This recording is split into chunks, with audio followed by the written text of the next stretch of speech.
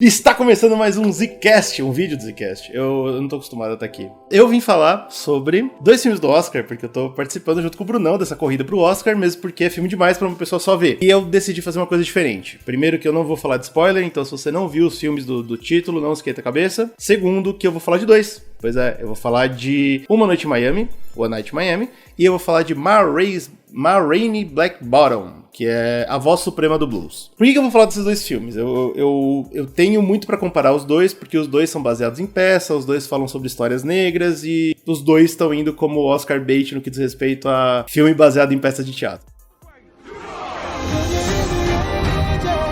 Your brothers could move mountains without lifting a finger.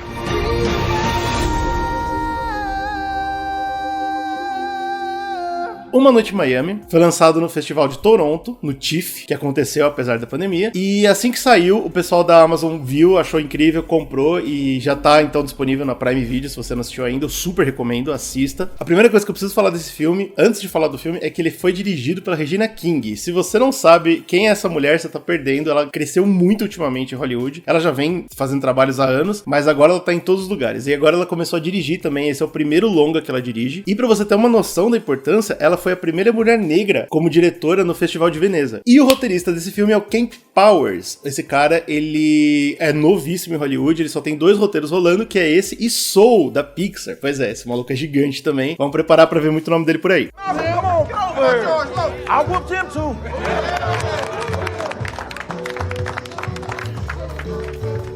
O filme é uma peça de teatro que foi pensada pelo próprio Kemp Powers de como seria se 4 grandes ícones da cultura negra tivessem se encontrado numa noite nos anos 60. O interessante é que essa noite realmente aconteceu, eles deram entrevistas falando como foi essa conversa, mas o Kemp Powers decidiu extrapolar um pouquinho e pensar numa peça inteira de teatro só da conversa dessas 4 pessoas. E é interessante porque eles vão tratar sobre o papel do negro famoso dentro dos Estados Unidos, que é extremamente racista, era naquela época e continua sendo hoje. Eles falam sobre como é o jeito certo de você militar, como é o jeito certo de você participar dessa luta que a pessoa de pele preta vem lutando desde sempre. As 4 personalidades importantes na cultura que estão nesse momento são o Malcolm X, feito pelo Kingsley Ben-Adir, Cassius Clay, o lutador de boxe, feito pelo Eli Goree, Jim Brown, o jogador de futebol americano, feito pelo Aldis Hodge, e a gente tem o Sam Cooke, o cantor, feito pelo Leslie Odom Jr., o cara que provavelmente você reconhece a cara de Hamilton. Se você não assistiu Hamilton ainda, por favor, vá assistir Hamilton. Urgente.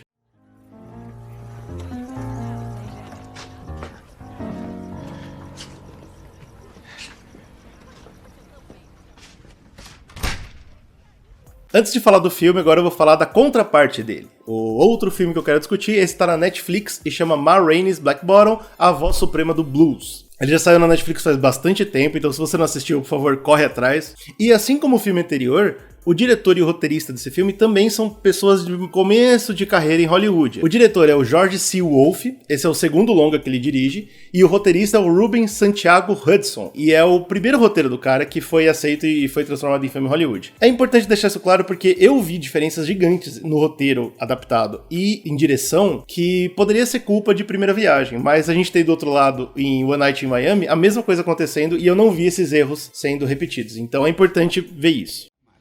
Coming to me. You don't know nothing about what kind of blood I got, what kind of heart I got beat here. Come on. Come on!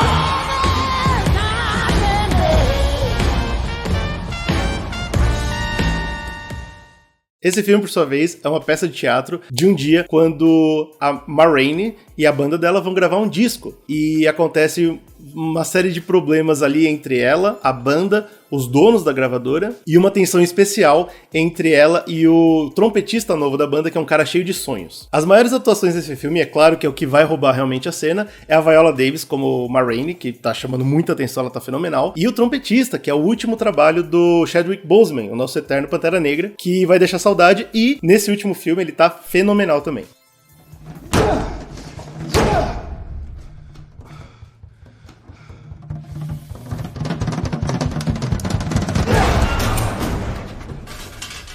Agora, por que eu decidi trazer esses dois filmes, né? Como eu comentei, os dois são traduções de peça de teatro, e eu acho que é importante, assistindo os dois, você sentir a diferença do que é uma tradução bem feita e do que é uma tradução que não conseguiu soltar muito bem as raízes teatrais. O que eu quero dizer com isso? Uma Noite em Miami é um filme fluido, é um filme fácil de assistir. Teve um momento durante o filme que eu realmente pensei, peraí, tá travado, o que tá acontecendo? E foi muito rápido isso. Toda review que você vê, toda crítica que você vê vai estar falando que o filme, o problema do filme é o roteiro. Realmente, a peça é um pouco enroladinha no meio. Quando tá no meio do papo e tem discussões importantes acontecendo, ela meio que se perde e depois volta. E a Regina King teve muita destreza, ela provavelmente vai ser uma diretora incrível daqui pra frente, porque ela conseguiu segurar esse roteiro difícil e transformar num filme super fácil e super gostoso de assistir. Por outro lado, a Voz Suprema do Blues eu acho que sofre muito com isso. Ela tem muito mais daquela veia teatral, ela demora muito mais, as cenas são muito mais extensas, e os atores parece que eles não tiveram tanta liberdade como em Uma Noite em Miami. Os atores em Uma Voz Suprema do Blues, eles estão sempre parados, exceto pelo Chadwick Boseman, que é o cara que mais se move,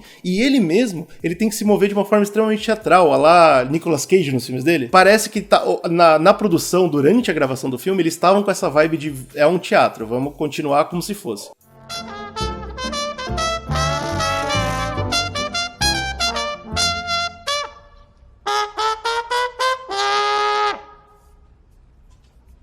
Uma coisa positiva dessa visão teatral que a Voz Suprema do Blues escolhe, ou não conseguiu se soltar pra transformar num filme, é que parte importante da história é você se sentir com calor, é você se sentir abafado. E isso acontece muito forte, porque você acredita mesmo que tem as três paredes do teatro te sufocando, te prendendo. E isso é positivo porque os personagens começam a sofrer com isso, e acontece, como todo bom teatro, amor e tragédia dentro dessa história. E tudo faz muito mais sentido porque quando você tá lá junto com eles, sofrendo junto com eles, apertado junto com eles, mas isso também pode ser negativo. Então já fica aqui o aviso. Se você quer se sentir desconfortável, se você quer se sentir na pele do personagem, provavelmente a Voz Suprema do Blues vai funcionar pra você. Agora, se você quer um filme mais tranquilo, que vai realmente te deixar mais confortável pra ouvir a discussão e não se sentir mal, você não vai gostar desse filme e eu acho que você vai gostar muito mais de Uma Noite em Miami.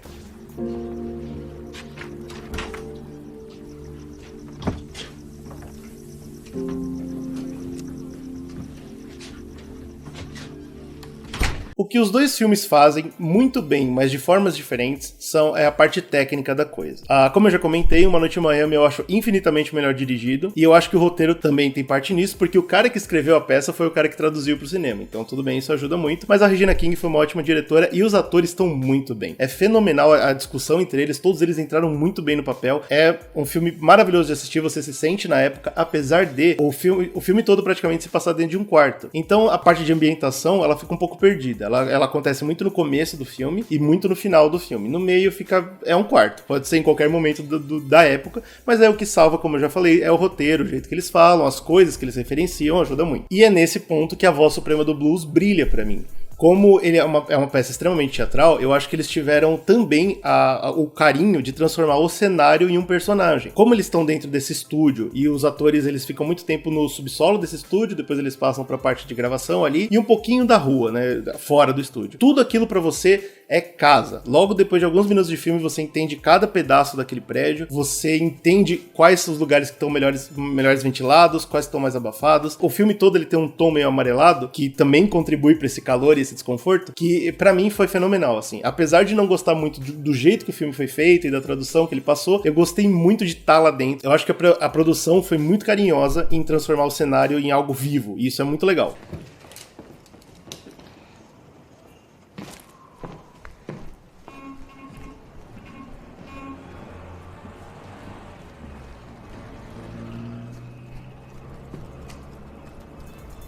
A parte mais importante desses filmes realmente é a discussão que rola no meio, né, cara? E é aquilo que eu comentei no começo do vídeo. Qual que é o papel do negro? Como que ele deve ou não deve reagir ao branco e como é a sociedade hoje, né? Que coloca o branco sempre num patamar elevado. E eu acho que os dois filmes, eles tratam muito parecido esse tema. Por exemplo, na discussão entre o Malcolm X e o Sam Cooke, que o Malcolm X é um cara que briga, né? Que fala que o negro ele tem que se levantar e ele tem que ir contra o branco sempre, na cara e tal. Enquanto o Sam Sam-Cooke é um cara que ele canta música de amor, ele tem fãs brancos pra caramba, e o Malcolm X fica super incomodado, ele fala, pô, você tá fazendo errado, né, você não tá militando certo. E isso é uma discussão muito importante, porque acho que até hoje em dia isso existe, né, existe gente que fala que por causa da sua cor você tem que fazer isso ou você tem que fazer aquilo, que não é certo, né, cada um faz o seu jeito, e o Sam-Cooke ele tenta explicar isso. Ele fala, pô, eu posso não estar brigando, mas eu tô fazendo dinheiro, eu tô fazendo dinheiro pra outros artistas negros, então eu tenho o meu jeito, e pode não ser igual ao seu, mas não tá errado. E essa discussão é muito rica. Dentro dessa discussão a gente tem o Cassius Clay, que já foi totalmente pro lado do Malcolm X. Ele acredita no que o Malcolm X vende, né, ou propaga, e a gente sabe, pra quem não conhece a história do Cassius Clay,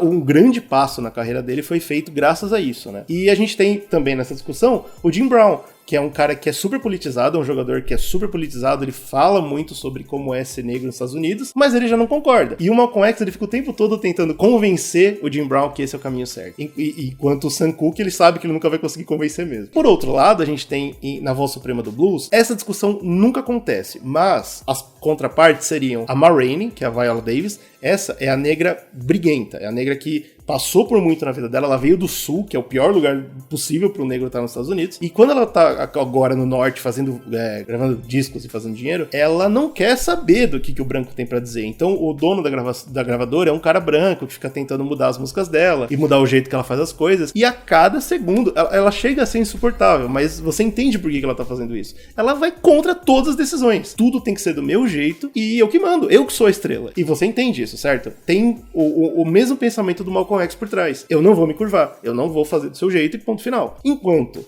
por outro lado, a gente tem o Levi, que é o personagem do Chadwick Boseman, e esse é o cara que trata bem o branco, que fala, senhor, pô, eu vou fazer do jeito que você quer, eu vou fazer... Por quê? Porque ele é um cara que tá começando a carreira agora, e ele quer uma oportunidade de gravar nessa gravadora, então ele meio que lambe ali as botas do branco. E o resto da banda percebe isso. E quando o resto da banda cobra ele, aí que ele solta o monólogo, que inclusive, na minha opinião, o texto é muito bom, a atuação do Chadwick Boseman é fenomenal, mas o fato de ser muito teatral me tirou um pouco, porque ele realmente para e olha pro horizonte pra falar, a minha história é a seguinte. Aí foi foda. Apesar do meio como foi passado, você entende completamente como ele pensa um pouco parecido com o Sam-Cooke. Pra vencer do branco, o melhor é jogar o jogo dele. E eu fiquei chateado, infelizmente, porque nunca houve essa discussão entre o Levi, que é o personagem do Chadwick, e a Viola Davis. Nunca houve essa discussão entre eles. Ele só discute com a banda mesmo. Então, esse é mais uma vez que eu acho que o roteiro do One Night in Miami é mais feliz. Ele consegue trazer essa discussão de uma forma muito mais orgânica, interessantíssima. Você assiste,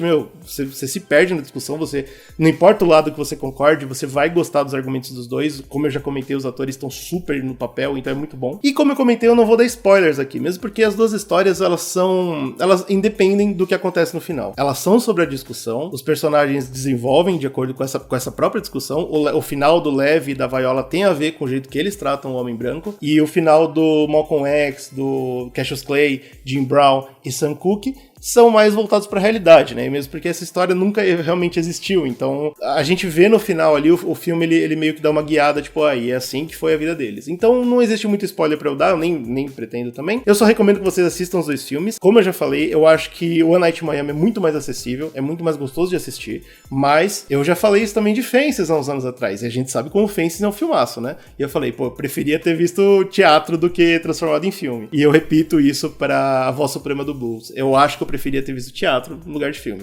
Então fica a seu critério, eu quero muito saber o que vocês acharam. Assistam, eu tenho certeza que a gente vai ver esses dois filmes no Oscar. E eu quero muito saber o que você achou, então. Deixa seu like, comenta e até a próxima!